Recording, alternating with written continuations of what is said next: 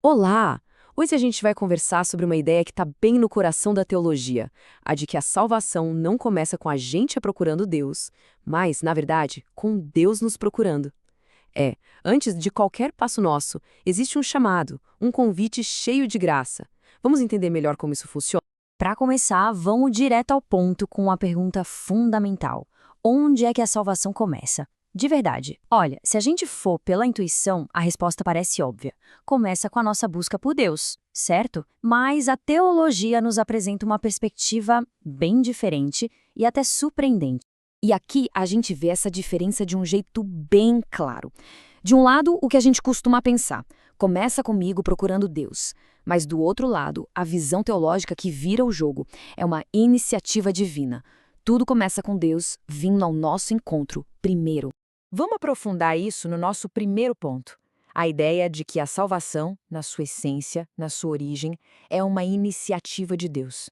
E essa ideia não vem do nada, ela tem uma base bíblica muito forte. Passagens como a de Romanos 3 são bem diretas, né? Dizem que não há quem busque a Deus. E lá em João a gente lê que ninguém consegue se aproximar se não for atraído primeiro. A mensagem é muito clara. Por conta própria, a humanidade não daria esse primeiro passo. Ele precisa vir de Deus.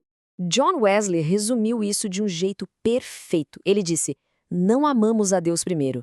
Ele nos amou antes. Percebe? Não é o nosso amor que dá o pontapé inicial no relacionamento. É o amor de Deus que já estava lá, nos alcançando antes mesmo da gente pensar em amá-lo. Isso inverte completamente a nossa lógica de que a gente precisa fazer por merecer. Tá bom, então se Deus dá o primeiro passo, como é que ele faz isso na prática? É exatamente isso que a gente vai ver agora na nossa segunda parte: a graça que nos alcança. A teologia wesleyana tem um termo bem específico para isso: graça preveniente. O nome pode parecer um pouco complicado, mas a ideia é bem simples, viu? Preveniente quer dizer basicamente aquilo que vem antes. É a graça de Deus trabalhando na vida de alguém antes mesmo que a pessoa se dê conta, sabe? Como se estivesse preparando o terreno para uma resposta positiva.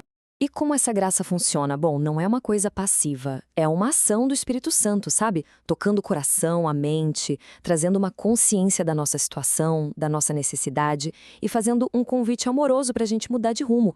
Então, o ponto central, o pulo do gato é este, como diz o teólogo H. Ray Dunning. Essa graça não força ninguém, ela restaura. Ela devolve para a pessoa a liberdade de escolher, a capacidade de dizer sim ao convite de Deus, uma capacidade que, segundo a teologia, a gente tinha perdido.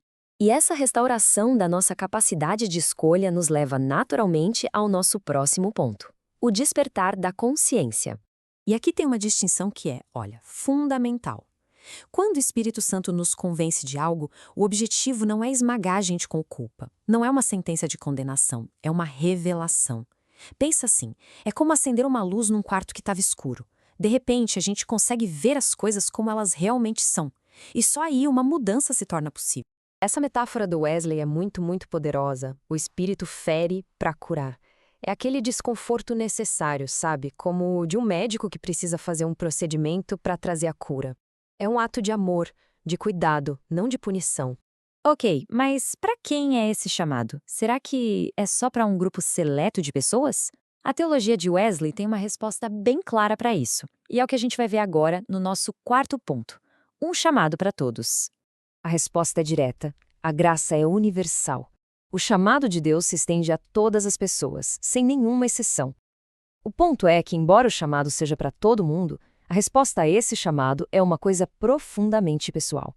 É uma escolha que cada um precisa fazer. E, de novo, a base para isso é bíblica. A primeira carta a Timóteo deixa bem claro que o desejo de Deus é que todos alcancem a salvação. Não alguns, não a maioria, mas todos. A segunda carta de Pedro vem e reforça exatamente essa mesma ideia. Fala da paciência de Deus, que não quer que ninguém se perca. Ou seja, essa universalidade do convite é um tema que aparece de forma bem consistente. E essa frase de Kenneth Grider resume perfeitamente essa dinâmica. Deus chama a todos, mas não força ninguém. O convite é feito, mas a liberdade humana é totalmente respeitada. Deus convida, ele não impõe.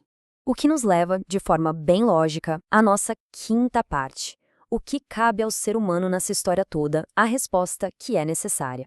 Essa resposta se divide em dois passos essenciais. O primeiro é o arrependimento. E aqui não é só se sentir mal por algo, tá? É uma mudança completa de mentalidade e de direção de vida. O segundo passo é a fé, que é essa confiança ativa em Cristo, uma entrega mesmo, de coração. Esses dois passos são a nossa parte na jornada. E tudo isso, todo esse caminho, nos leva ao ponto principal, a nossa última sessão, que redefine o que a salvação realmente significa. Um convite a um relacionamento. A imagem final da salvação, então, não é a de um tribunal, com juiz e réu. É de uma porta. A passagem de Apocalipse nos dá essa imagem incrível de Cristo do lado de fora, batendo, esperando ser convidado para entrar. É um convite, percebe? Não é uma invasão. E aqui, nas palavras de Mildred Wayne-Coop, está a conclusão mais importante de todas. O objetivo desse processo todo não é só mudar um status legal, de culpado para inocente. O objetivo final, o grande prêmio, é a restauração de um relacionamento que estava quebrado. E assim, todo esse entendimento teológico acaba nos deixando com uma questão no ar. Se a graça de Deus prepara o caminho, se o chamado é para todo mundo, e se o objetivo final é um relacionamento restaurado, a única pergunta que fica é, diante de um convite como esse, qual vai ser a resposta de cada um?